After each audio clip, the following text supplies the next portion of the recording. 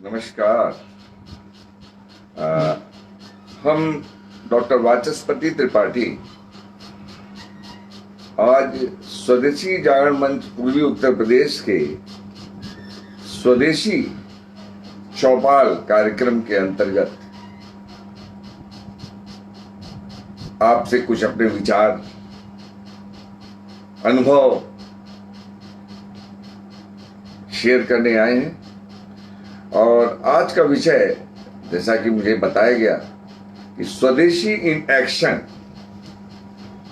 पर मैं कुछ बातें, अपने मन के विचार आपसे मैं शेयर करूं। मित्रों, भाइयों और बहनों, सर्वप्रथम आप सब लोग को प्रणाम करते हैं और एक श्लोक याद आ रहा है, सामयिक है। यदा यदा ही धर्मस्य ग्लानिर्भवति भारतः अभ्युत्थानम अधर्मस्य तदात्मानं सृजाम्यहम् परित्राणाय साधूनां विनाशाय च दुष्कृतां धर्म संस्थापनार्थाय संभवामि युगे युगे। मित्रों, आज पूरा विश्व कोरोना नामक संक्रमण से जूझ रहा है, लड़ रहा है। क्यों? क्योंकि इसके पहले भी समस्याएं आई थी, ग्लोबल समस्या आई थी, लेकिन तब भी आदमी महसूस नहीं किया। अमेरिका जैसा देश वो ट्रीटी पे साइन ही नहीं करता है, कहता हम प्रदूषण करेंगे, ग्लोबल वार्मिंग हो चाहे ना हो। लेकिन इस बार तो वो रास्ते पे आ गए, कोरोना व्याधि ने उनको भी चपेट दिया। क्यों? ये पाप का, ये अधर्म का परिणाम है। जो चीन से शुरुआत चला, पूरे देश में फैल गया। हम भारतीय भी पीछे नहीं रहे अधर्म का रास्ता अपनाने में, गलत कार्यों को करने में। हमारा देश भी कोरोना से पीड़ित है आज, परंतु स्वदेशी इन एक्शन पे हम पुनः आपको लाते हैं। स्वदेशी क्या है? बड़ा सरल है। आदरणीय स्वर्गीय दत्तोपंत ठेंगड़े जी जब यहां आए थे तो हमें याद है वो स्वदेशी के मूर्त रूप थे। उनका बात करना, उनका व्यवहार, उनका आचार, उनका विचार अत्यंत ऐसी शांत मूर्ति आदरणीय पंडित दत्तोपंत ठेंगड़े जी को मैंने देखा है। वो एक स्वदेशी मूर्ति थी। वैसे ही अगर आप और महापुरुषों को याद करें तो पंडित मदन मोहन मालवीय जी आपको नजर में जरूर आएंगे, जिनका चिंतन, जिनका हर कार्य, इन एक्शन जिसको कहते हैं, स्वदेशी ही हुआ करता था। पहनावा देख लीजिए, वो खाने जाते थे तो अपना सारा वस्त्र उतार के अंदर खाते थे, वहां पे जहां पे खाना बनता था। लोग बड़ी हंसी लेते थे। मालवीय जी तो छुआछूत मानते हैं। मालवीय जी ने कहा ये छुआछूत है ही नहीं, ये तो हमारे संस्कृत में है, ये हमारी परंपराओं में है। और आज देखिए, हाथ मिलाने से आदमी कतरा रहे हैं, कपड़ा उतार के घर में आ रहे हैं, चप्पल जूते बाहर छोड़ के आ रहे हैं। आखिर क्या है? यही तो स्वदेशी विचार है, यही तो स्वदेशी एक्शन है। और आज यह वैज्ञानिक हो गया। मित्रों, स्वदेशी के बारे में आप सभी परिचित हैं। बड़ा सरल है। स्वदेशी, अपने देश का, भारत का, अपना। परंतु हम इसको कई सालों से ये अभियान चला रहे हैं, ये आंदोलन चला रहे हैं, परंतु इन एक्शन में आने के लिए कहीं न कहीं हमारे प्रयासों में कमी रहा है। हम आज आपको स्वदेशी क्यों इन एक्शन में आवे, हम इस पे कुछ वैज्ञानिक नजरिया से अपनी बात को रखेंगे। क्यों गौ सेवा करें, क्यों गंगा में स्नान करें, क्यों गोबर की खाद का प्रयोग करें, क्यों तुलसी मैया का सेवन करें, क्यों झूठ बोले। आप सोचिए, पाप पूर्ण और प्रायश्चित, ये भी स्वदेशी विचार रहा है। लेकिन मानेंगे हम, इनएक्शन तभी आएगा जब हम इसके बारे में कुछ वैज्ञानिक तथ्य, सूत्र जान पाएंगे। मित्रों, मैं काशी हिंदू विश्वविद्यालय से इंस्टीट्यूट ऑफ टेक्नोलॉजी से मैंने फार्मास्यूटिकल इंजीनियरिंग विभाग से बीफॉर्म ऑनर्स किया, एमफॉर्म किया, फिर मैंने सीनियर रिसर्च फेलोशिप किया department of pharmacology, institute of medical sciences से, और medicinal chemistry faculty of Ayurveda से। फिर हमने पीएचडी उसके बाद संपन्न किया अपना। ये बताने की जरूरत इसलिए थी कि हमने हर स्वदेशी, चाहे वो आचार विचार हो, चाहे वो कोई उत्पाद हो, चाहे कुछ भी हो, हम उसे विज्ञान के कसौटी पे कसना चाहे। और आप आश्चर्य करेंगे कि ऐसी बातें, ऐसी वैज्ञानिक तथ्य निकल के आए जो आज दुनिया भर को मार्ग दिखाएगा, दिखा सकता है, और भारत विश्व गुरु कहला सकता है। वैसे भी आज हमारे प्रधानमंत्री दुनिया में बहुत ही लोकप्रिय हो चुके हैं। बहुत ही अच्छे ढंग से भारत माता ने उनकी लाज रखा, और कोरोना जैसे व्याधि में दुनिया उनका लोहा मान चुकी है। मित्रों, स्वदेशी वह विचार है या उत्पाद है, व्यवहार है, जिसमें व्यक्ति जल, पृथ्वी, वायु, अग्नि, आकाश, चल और अचल, इन सबको समावेश करके जब कोई वो चिंतन करता है, जब वो कोई मंथन करता है, जब कोई उत्पादन लाता है, तो स्वदेशी बनता है। स्वदेशी एक भारतीय संस्कृति, भारतीय परंपरा है, और इसका दर्शन अगर एक ब्रॉड वे में आप समझें तो क्षेत्र प्रधानवाद दर्शन इसको कहते हैं।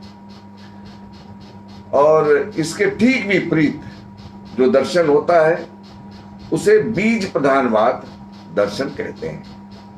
बस आप ये मोटा इस शब्द को समझ लीजिए। मैं चाहूंगा समझाना कि ये क्षेत्र प्रधानवाद दर्शन और बीज प्रधानवाद दर्शन क्या है, और क्षेत्र प्रधानवाद दर्शन ही स्वदेशी दर्शन है, स्वदेशी है।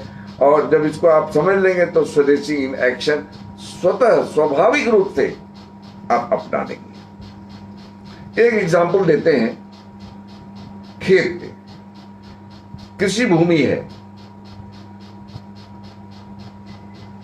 पाश्चात्य या बीज प्रधानवाद दर्शन क्या कहता है, इसमें नाइट्रोजन कम हो गया, पोटेशियम कम हो गया, इसमें NPK,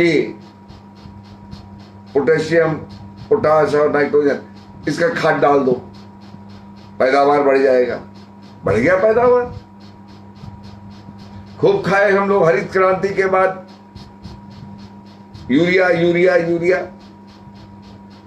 लेकिन क्या हुआ पंजाब में, पूरे देश में क्या हुआ? खेत बंजर हो गए, खेत में नमक की मात्रा बढ़ गई, खेत में काम करने पे कैंसर होने लगा। आखिर क्यों? ये इसलिए हुआ कि हम विमुख हो गए गौशाला से, गोसेवा से, गोपालन से। गोपालन से प्राप्त गोबर, गोमय, गौशाला पर गोमय हम भूल गए। और अगर वही हम गोबर की खाद खेतों में डालते, न खेत हमारे बंजर होते, न खेतों में चलने से कैंसर होता, और जो उत्पादन भी होता वो बड़ी गुणकारी, बहुत शुद्ध, बहुत सुगंध होता उसमें। तो ये बीज प्रधानवाद और क्षेत्र प्रधानवाद के उदाहरण मैंने आपको समझाया कि हम स्वदेशी चिंतन के अंतर्गत सबका समावेश करके हमने खाद का प्रयोग किया, खेती भी अच्छी हुई, भूमि भी का संरक्षण हुआ, माटी भी स्वस्थ रही, गौ माता भी स्वस्थ रहा, और आगे हम बताएंगे अनेकों फायदे। ऐसे ही आज का कोरोना का उदाहरण लीजिए। अभी कोरोना में पूरा भारतवर्ष, पूरा विश्व तो परेशान नहीं है। आज हम लोग को भी डर लगने लगा कि बीमारी कहीं बढ़ न जाए। बढ़ रही है, हम भयाक्रांत हैं। परंतु मित्रों, आपने देखा होगा कि 4 महीने में जिस तरह से अमेरिका, इटली, स्पेन, ब्रिटेन, अन्य देशों में जितना इस कोरोना ने आतंक फैलाया, हमारे देश में नहीं हुआ। और यदि हो भी रहा है तो उसका जो मृत्यु दर है उसके अंतर्गत कम है। हमारे प्रधानमंत्री जी ने इस पे भी स्वदेशी चिंतन ला दिया और उन्होंने कहा कि हल्दी, काली मिर्च, तुलसी, लौंग का काढ़ा बना के पिया जाए, आपकी व्याधि क्षमता, इम्यूनिटी बढ़ जाएगी और आप बीमार कम पड़ेंगे। यहां भी स्वदेशी आ ही गया और दुनिया मान रही है। अब सारी दुनिया इसको मानने को तैयार है, चाहे उसको जड़ी बूटियों से बना लीजिए, चाहे उसको आयुष से बना लीजिए, स्वदेशी चिंतन आ गया। ऐसे ही मित्रों अनेकों उदाहरण हैं जो वैज्ञानिक रूप से आप समझेंगे कि स्वदेशी इन एक्शन कितना महत्वपूर्ण है। हाल में आपको मैं ले चलता हूं। इसी कोरोना के पहले वैज्ञानिकों के एक दल ने 2013 का जब कुंभ प्रयागराज में लगा था तो उसमें एक शोध किया और शोध में यह पाया गया कि जो कल्पवासी हैं, जो कुंभ का स्नान करते हैं, उनकी इम्यूनिटी बढ़ जाती है। इतना ही नहीं, इम्यूनिटी बढ़ जाती है और संक्रमण बीमारियों से उन्हें स्वतः रोकथाम हो जाता है। वैज्ञानिकों ने इस पर शोध किया। 1000 कल्पवासियों का रक्त का परीक्षण हुआ, 765 जनों के नमूने लिए गए हर मुख्य नहान के दिन विभिन्न स्थानों से, और देखा गया कि मौनी अमावस्या के दिन जब मुख्य स्नान होता है, संगम स्थल पे अनेक बैक्टीरिया, अनेक स्पीसीज के 90 से ज्यादा फैमिली स्पीसीज के बैक्टीरिया वहां थे। परंतु किसी को भी संक्रमण व्याधि नहीं हुई। वैज्ञानिकों ने जब इस पर रिसर्च किया तो पाया कि यह एक तरह से टीकाकरण का कार्य हुआ। वहां पे नहाते टाइम आचमन के माध्यम से किसी वो शरीर में वहां का जल चला गया और उससे शरीर की अपनी जो एक इम्यूनोग्लोबुलिन बनाने की क्षमता है, हर बैक्टीरिया के लिए उसके लिए इम्यूनोग्लोबुलिन शरीर में बन गया और उसके IgA, IgM, IgG ये सारे जब जब नापे गए बढ़े पाए गए और किसी को भी कोई व्याधि नहीं हुआ। ऐसे हमारे ऋषि मुनि ने भी बताया कि कुंभ स्नान करने से अमृत पान के समान लाभ मिलता है। आपको मालूम होगा, उसकी कहानी है, जब समुद्र मंथन हुआ तो अमृत कलश निकला। ब्रह्मा जी ने अपने पुत्र से कहा कि इसे लेके तुम चले जाओ वरना असुरों के हाथ लग जाएगा। और वह जहां जहां गिरा वहां वहां कुंभ पर्व का आयोजन होता है देश में, हरिद्वार, नासिक, उज्जैन और प्रयागराज में। वही अमृत का फल वैज्ञानिकों के दल ने खोजा और हजारों वर्ष से हमारे देश में ये जो कुंभ का कार्यक्रम का हम जनता जो मानते चले आ रहे हैं, एक यह बहुत बड़ा कारण है। हर व्यक्ति के अंदर जाने अनजाने में इम्यूनिटी बहुत ज्यादा है और हम लोग के देश में कोरोना का अटैक उतना तेजी से नहीं हो रहा है और यदि होगा भी तो उसका प्रभाव भी कम रहेगा। कहने का तात्पर्य यह है, कुंभ स्नान से व्याधि क्षमता बढ़ती है। उसका कारण है नेचुरल एक्टिव एक्वायर्ड इम्यूनिटी। तो क्यों नहीं स्वदेशी इन एक्शन आएगा? हम क्यों नहीं गंगा में कुंभ का स्नान करके और अपनी इम्यूनिटी बढ़ा लेंगे और हम आने वाले तमाम ज्ञात अज्ञात संक्रमण बीमारियों से बच जाए। और हर व्यक्ति इस विज्ञान को, इस खोज को जानेगा जो भी, वो अवश्य कुंभ में जाएगा, स्नान करेगा, गंगा में स्नान करेगा। अभी आने वाले दिनों में गंगा दशहरा 1 जून को पड़ने वाला है। हम देखते हैं वैज्ञानिकों को गंगा में कोविड-19 का परीक्षण जरूर कर लेना चाहिए और अगर इसकी मात्रा कम है या ज्यादा है, निर्णय ले लेना चाहिए और देशवासियों को निश्चित रूप से एक दिशा निर्देश देना चाहिए क्या करें। क्योंकि 4 महीना हो गया, न वैक्सीन निकला, न एंटीबायोटिक निकला, सोशल डिस्टेंसिंग और मास्क, ये जो चारों चीजें हैं, ये एक बीज प्रधानवाद सिद्धांत के आधार पे हम प्रयास कर रहे हैं जिस पे पूरा विश्व कर रहा है। लेकिन जो क्षेत्र प्रधानवाद जो अप्रोच है वही अंत में आएगा और वो हर्ड इम्यूनिटी, आज वैज्ञानिक लोग हर्ड इम्यूनिटी की बात करते हैं। वो क्या है?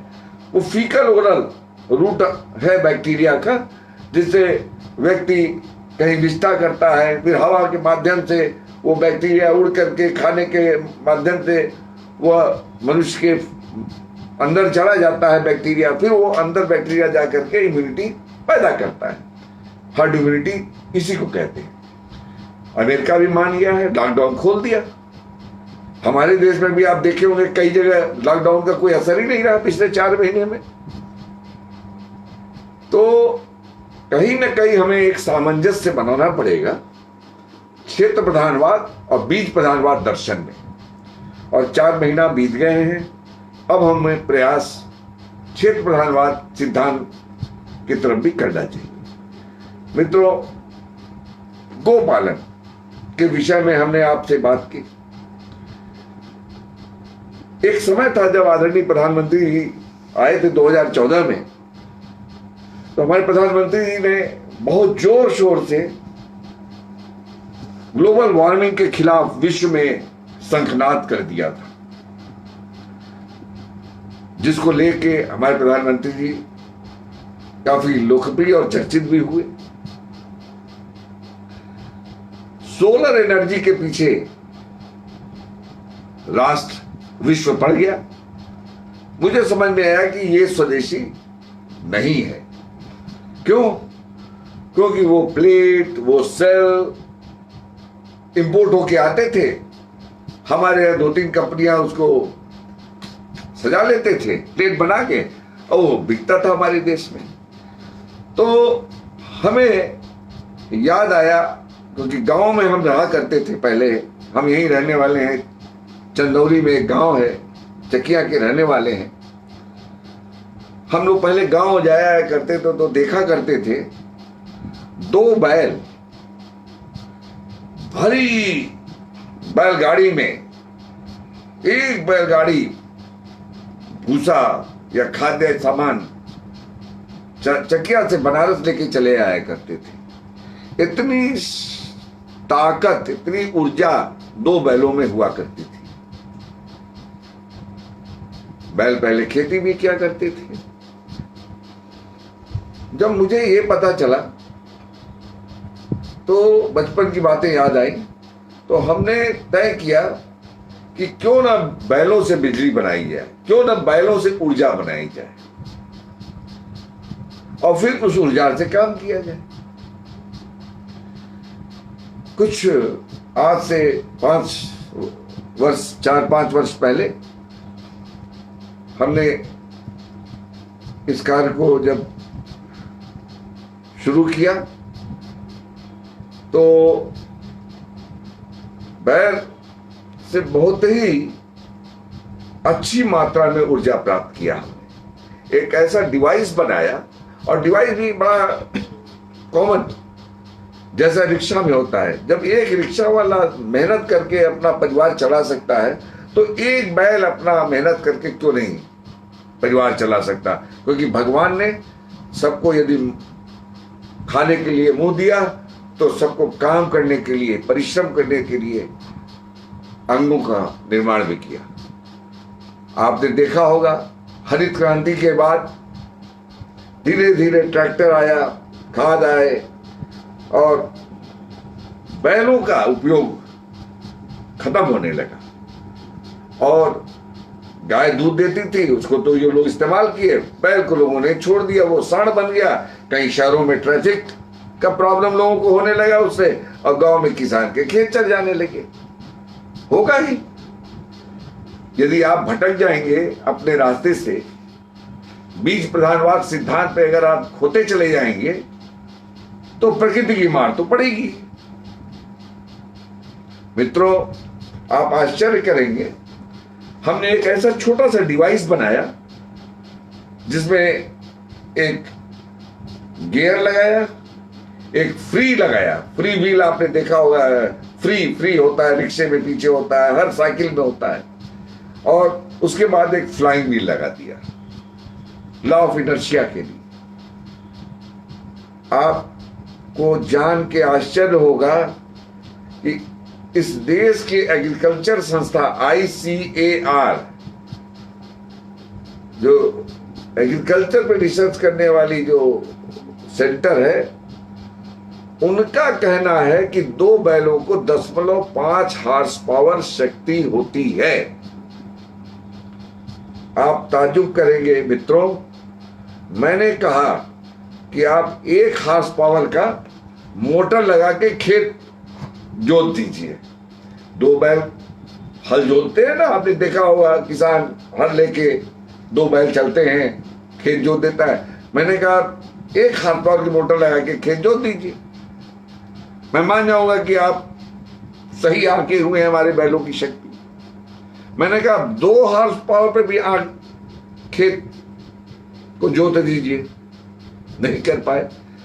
हम कहते तो क्यों आप बैलों को बदनाम करते हैं? और आप लोग वैज्ञानिक लोग हैं, आप जो कहेंगे वही हमारे राजनेता हमारे नीति आयोग के लोग मानेंगे। कमोबेश आज भी वो यही मानते हैं कि 2 बैलों में 10.5 हॉर्स पावर है, इसलिए बैलों का प्रयोग ऊर्जा के लिए अभी भी देश में नहीं हो रहा है। मित्रों, हमारा एक YouTube है इसी बैल से ऊर्जा का, बुल पावर बाई समृद्ध भारत न्यास या बुल पावर बाई डॉक्टर वाचस्पति त्रिपाठी। ये एक YouTube है जो दुनिया में सबसे ज्यादा देखा जाता है और 16 लाख लोगों ने इस YouTube को पसंद किया है। ऐसे ही तो नहीं किया होगा, उन्हें कुछ अजूबा तो जरूर दिखा होगा। आपको विश्वास दिलाता हूं, 2 बैलों से 5 हॉर्स पावर कम से कम का काम आप कर सकते हैं। ऐसा ही नहीं, बैलों में स्पॉन्टेनियस हॉर्स पावर की शक्ति होती है। यह जीवन ऊर्जा है, इसको मैकेनिक्स के ऊर्जा से कभी भी कंपेयर मत करिए। इसको इस्तेमाल करके जो स्वदेशी विद्युत उत्पादन का एक ऊर्जा उत्पादन का एक माध्यम होगा, हम बहुत ही ग्रीन एनर्जी पा सकते हैं। एक ऐसे ही बात हुआ, एक वैज्ञानिक थे, हार्वर्ड से पढ़ के आए थे। उन्होंने कहा मैं आर्थिकी पे चर्चा करूंगा, बैल ऊर्जा पे आर्थिकी पे चर्चा। मैंने कहा मान्यवर, बैल गोवंश के मात्र गोबर के फायदे से आप आर्थिकी कर लीजिए, बाकी गोवंश का तो सब मुफ्त समझिए। मैंने उनसे कहा कि आप क्या जानते हैं इस गोबर की महिमा। गोबर जिसको आप कहते हैं, आपको सुन के आश्चर्य होगा कि आज कृषि योग्य माटी में सॉइल ऑर्गेनिक कार्बन ये सॉइल ऑर्गेनिक कार्बन एक तत्व होता है जो ऑर्गेनिक कार्बन जिसे कहते हैं, और सॉइल ऑर्गेनिक मैटर। आपको जान के आश्चर्य हो गया कि आज भूमि में 0.1% से 0.3% ये हो गया है, जबकि इसे 3 से 11 से 12% होना चाहिए था। ध्यान दीजिए, ये 0.3 अधिकतम है, 0.1 ज्यादातर 0.1 से 0.3 तक है। सोचिए, 3 मिनिमम, ये 3 होना चाहिए था, और 6 हो तो अच्छा है माना जाता था। ये सॉइल ऑर्गेनिक कार्बन क्यों कम हो गया इतना? इसलिए कम हो गया कि गोवंश के गोबर मिलना बंद हो गए। लोगों ने एनपीके खाद डालना शुरू कर दिया। कहां से ऑर्गेनिक मैटर आएगा? और इसी का कारण था कि हमारे आहार तो बढ़ गया, मात्रा प्रोडक्शन तो बढ़ गया, परंतु क्वालिटी नहीं बढ़ा। हम कहते हैं ना कि चावल में वो सुगंध नहीं, सब्जियों में वो मिठास नहीं, आलू और गोभी बस खाते जाइए। क्यों ऐसा? इसलिए हुआ कि माटी में सॉइल ऑर्गेनिक मैटर और सॉइल ऑर्गेनिक कार्बन खत्म हो गए, समाप्त हो गए। और अभी हाल में बंजर भूमि को रोकने के लिए बहुत बड़ा प्रयास, 140 देशों के प्रतिनिधि भारत में आए, जावड़ेकर जी के मंत्रालय के अंतर्गत, और बंजर भूमि के पर बहुत चर्चा की गई। हमें लगता है जो आधुनिक वैज्ञानिक बंजर भूमि के संरक्षण और उसको उपयोगी बनाने के लिए जो भी मार्ग दिखाएंगे, निश्चित तौर पे वो बहुत ही खर्चीला होगा और उसके अलग दुष्परिणाम भी होंगे।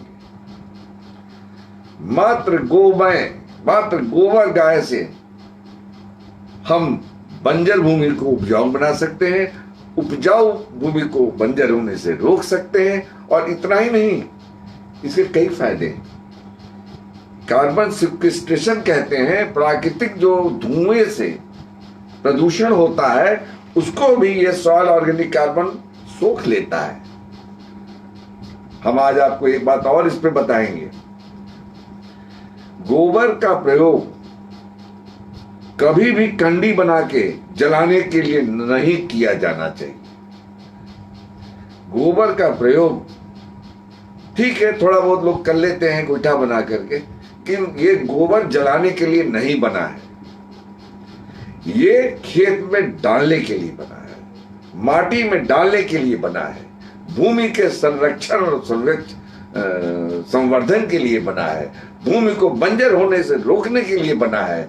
याद रखिए जब मंथन हो रहा था समुद्र का तो उसमें 5 गोमाताएं निकली, सुरभि, कामधेनु करके से 5 गोमाताएं निकली। ऐसे नहीं ऋषि मुनियों ने कहा कि मंथन हुआ 5 गौमाताएं निकल गई, उनका बहुत ही महत्वपूर्ण आशय था।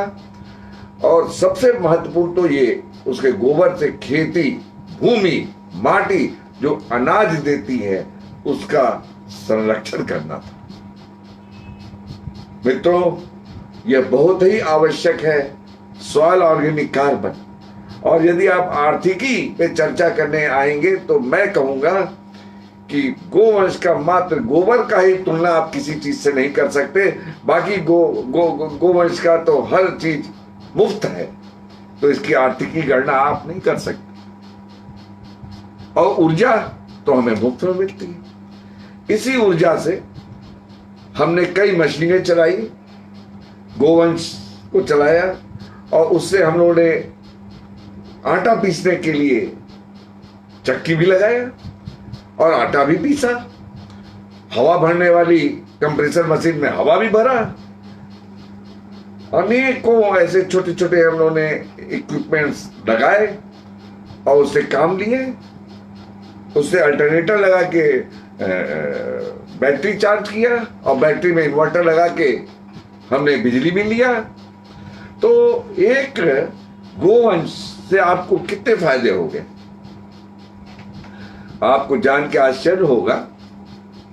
स्वदेशी इन एक्शन की बात मैं आपको के लिए बहुत ही महत्वपूर्ण बात बताने जा रहा हूं।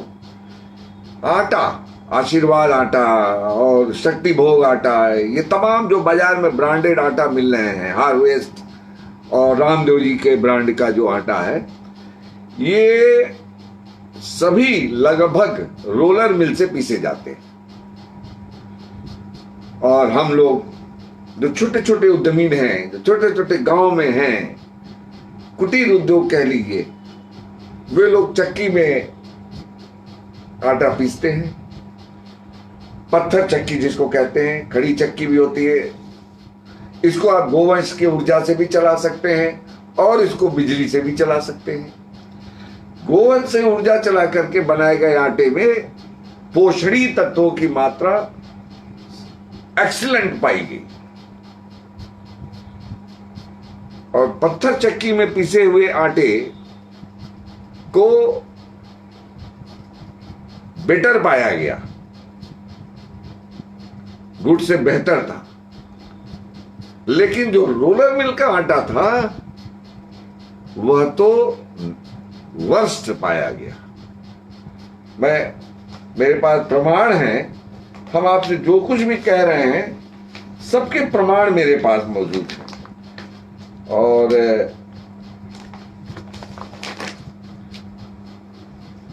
ये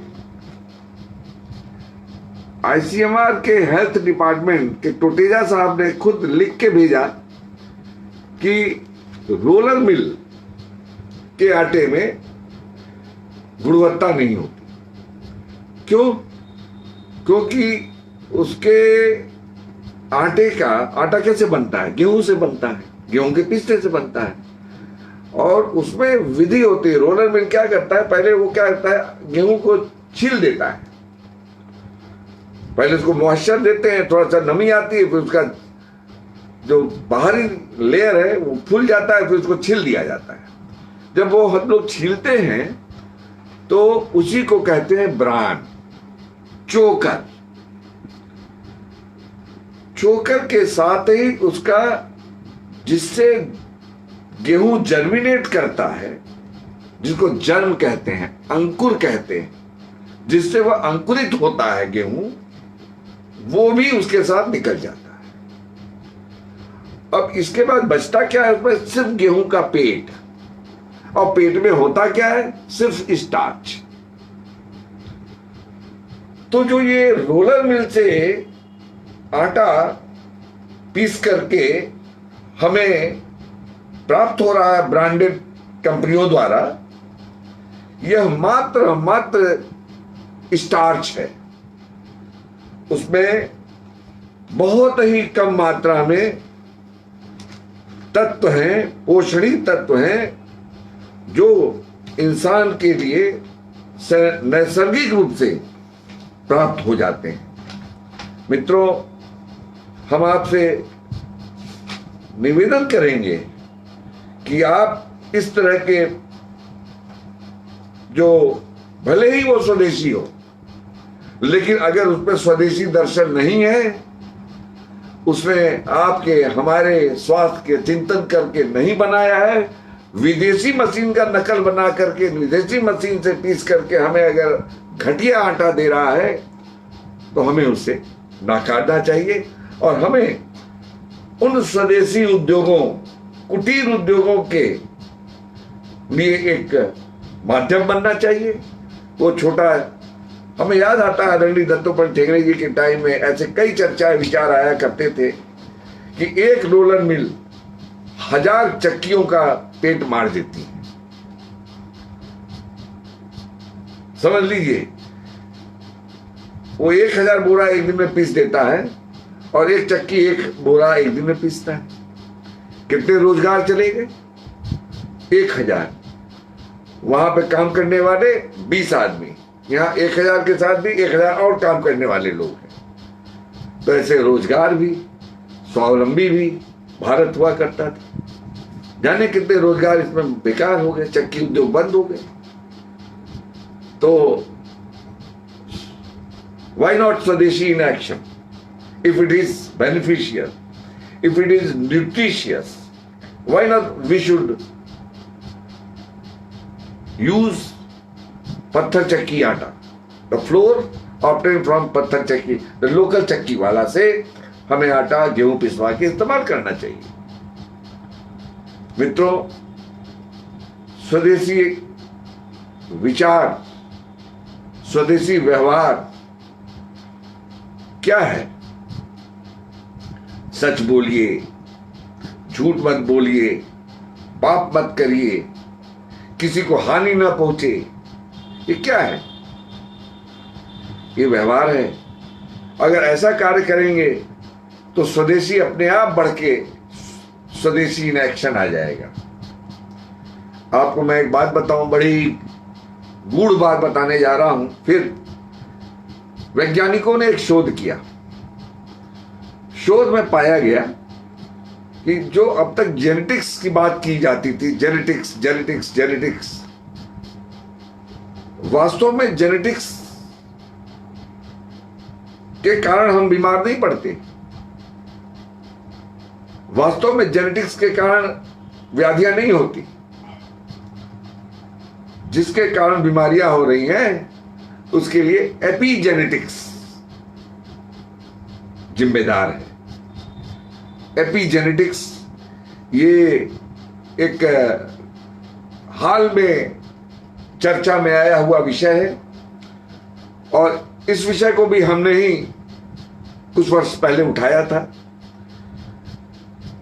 आपको जान के आश्चर्य होगा कि एपीजेनेटिक्स वो जेनेटिक्स का अध्ययन है जो बदलता रहता है। म्यूटेशन नहीं है, इसको म्यूटेशन नहीं कहा जाता। म्यूटेशन में डीएनए बदल जाता है। जीन कई डीएनए आरएनए से बनता है, और जब डीएनए में परिवर्तन हो जाता है तब उसको म्यूटेशन कहते हैं। लेकिन एपीजेनेटिक्स में जीन बदलता नहीं है, उसमें कोई डीएनए संरचना में परिवर्तन नहीं आता। उसमें बाहर से कुछ मेथिलेशन, कुछ एडिशन, कुछ डिलीशन हो जाता है, यूं कह लीजिए कोई चीज लटक गया उसमें, और वह चीज रिवर्सिबल भी होता है। ऐसा नहीं वो चीज अगर कहीं पकड़ लिया, कहीं जीन में वो चीज, जैसे जीन है मान लीजिए, और इसमें एक मिथाइलेशन हो गया तो ये जुड़ा और ये अलग भी हो जाता है। लेकिन अब आप पूछेंगे ये कैसे जुड़ा और कैसे अलग हो गया? जब हम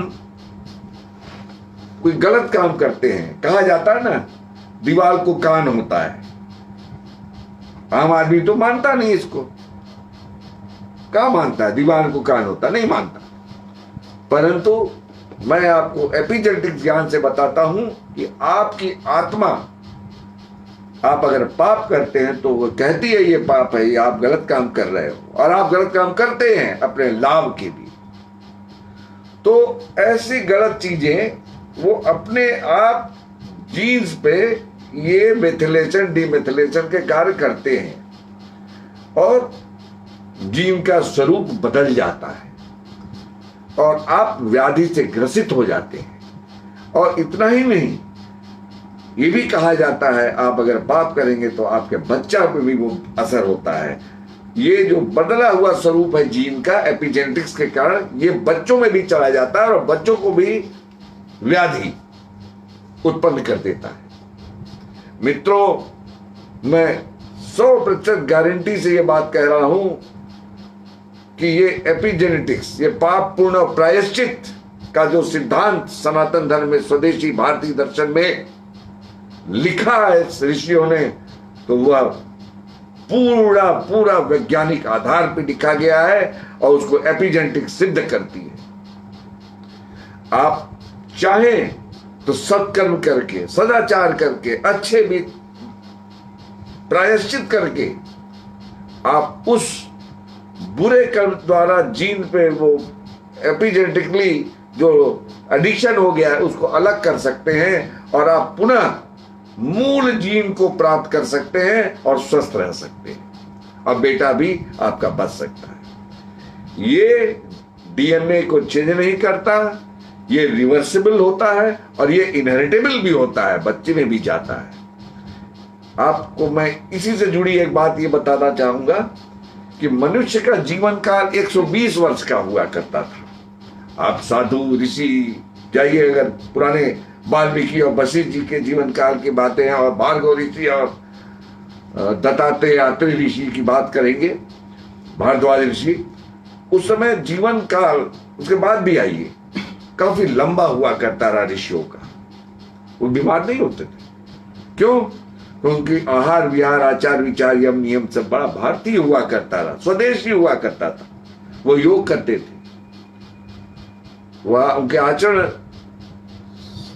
सत्य प्रधान थे।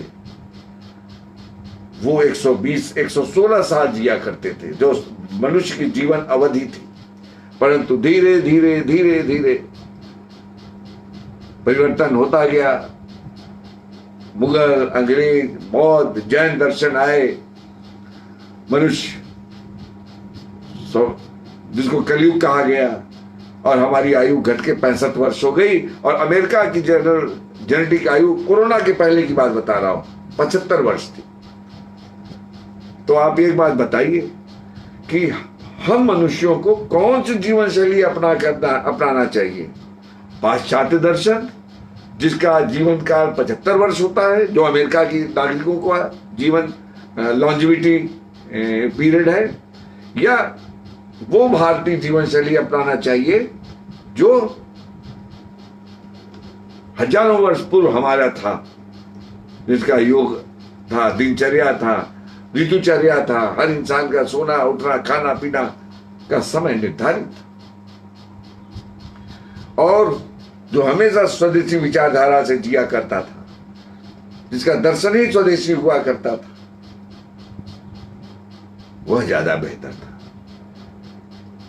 तो स्वदेशी इनएक्शन, आज आयुष की जड़ी बूटियां हमारे एलोपैथ की दवाइयों से ज्यादा लोकप्रिय हो रही हैं कोरोना व्याधि को लेके। क्यों? इनका साइड इफेक्ट है, ये इम्यूनिटी बढ़ा रहा है और इसका भी एक कारण रहा कि हमारे देश में हर खान पान में ऐसे मसालों का प्रयोग होता रहा, हमारी इम्यूनिटी ज्यादा अच्छी रही। फिर भी यहाँ पे थोड़ा सा भिन्नता करते हैं। चिकित्सा क्षेत्र में यदि मनुष्य नहीं स्वदेशी मार्ग अपनाया, नहीं स्वदेशी आचार विचार अपनाया, तो उसको व्याधि हो जाएगा। और ऐसे व्याधि होते के टाइम निश्चित तौर से हमें बीज प्रधानवाद चिकित्सा करनी पड़ती है। अब हम वैक्सीन खोज रहे हैं, क्यों? क्योंकि वैक्सीन इसलिए खोज रहे हैं क्योंकि सब लोग तो कुंभ स्नान कर नहीं पाते। कुंभ स्नान को धार्मिक चोला पहना दिया गया है कि ये धार्मिक अनुष्ठान है, जबकि हमारे ऋषि मुनियों ने हर वो चीज जो इंसान के लिए, धरती के लिए, जल पृथ्वी अग्नि वायु आकाश के लिए जो बहुत ही महत्वपूर्ण था, उसको लोगों ने धर्म में डाल दिया। ऐसा नहीं धर्म कोई गिरवा रंग का कपड़ा पहन लिए और टीका लगा लिए, शिका पहन लिए, जनेऊ, इनका भी अपना वैज्ञानिक महत्व है, परंतु इसको हमें विज्ञान के चश्मे से खोजना पड़ेगा। और वह दृष्टि होनी चाहिए जिसमें धूमिल ना हो। आज क्या है, ऋषियों के काल से लेके आज के बीच की जो दृष्टि हमारी है, इसमें धुआं आ गया है। धुआं कहां से आया? हम उस पर विश्वास खो दिया अपना, हम भटक गए हैं। मैं इसको वैचारिक मोतियाबिंद कहता हूं। आज कमोबेश हम भारतीयों को वैचारिक मोतियाबिंद हो गया है। हमें अपने ऋषि मुनियों के, अपने स्वदेशी विचारों के सूत्रों पर भरोसा ही नहीं है। और हम अगर शोध करते भी हैं तो वो शोध ऐसा रचना रच देते हैं वो सिद्ध ही नहीं कर पाते, क्योंकि शुरू से ही वो बायस्ड होते हैं। मित्रों, स्वदेशी इन एक्शन, स्वदेशी पे अभी हाल में प्रधानमंत्री जी ने भी वो बोला, लोकल वोकल ग्लोबल। तो अब स्वदेशी का समय आया है। हमें निश्चित तौर पे विदेशी विचारधारा, विदेशी वस्तुएं, विदेशी आचार विचार, आहार विहार, यम नियम तो होता ही नहीं, निश्चित तौर पे त्याग देना चाहिए। और अगर आज नहीं त्यागेंगे तो आगे आने वाले समय में और भी बुरे दिन आएंगे, क्योंकि ये सारे चीज को समावेश करके हर स्वदेशी उत्पादन, विचार, व्यवहार बनाया गया है और ये अपनाने योग्य है। सुबह से रात तक आप स्वदेशी का अनुपान करिए, स्वदेशी को अपनाइए, चाहे घर की बात हो, चाहे बाहर की बात हो, चाहे खेत की बात हो, चाहे खलियान की बात हो, चाहे उद्योग की बात हो। आप जब भी जल पृथ्वी वायु अग्नि आकाश अचल अचल सबको समावेश करके चलेंगे तो निश्चित तौर पे आप एक स्वदेशी चिंतन की तरफ बढ़ेंगे। और ऐसा स्वदेशी चिंतन आपको, आपकी आने वाली पीढ़ियों को संरक्षित कर सकता है। आज इन बातों के साथ हम आपका ज्यादा समय नहीं लेंगे और आप सभी से स्वदेशी अपनाने के लिए निवेदन करेंगे। और माननीय अपने हम स्वदेशी जागरण मंच के पूर्वी उत्तर प्रदेश के संयोजक माननीय अजय उपाध्याय जी को इस स्वदेशी चौपाल कार्यक्रम को अभियान चलाने के लिए हृदय से धन्यवाद देते हैं। और इस तरह की अभियान, इस तरह के कार्य सदैव वो करते रहें, हम उनसे ये कामना करते हैं। धन्यवाद।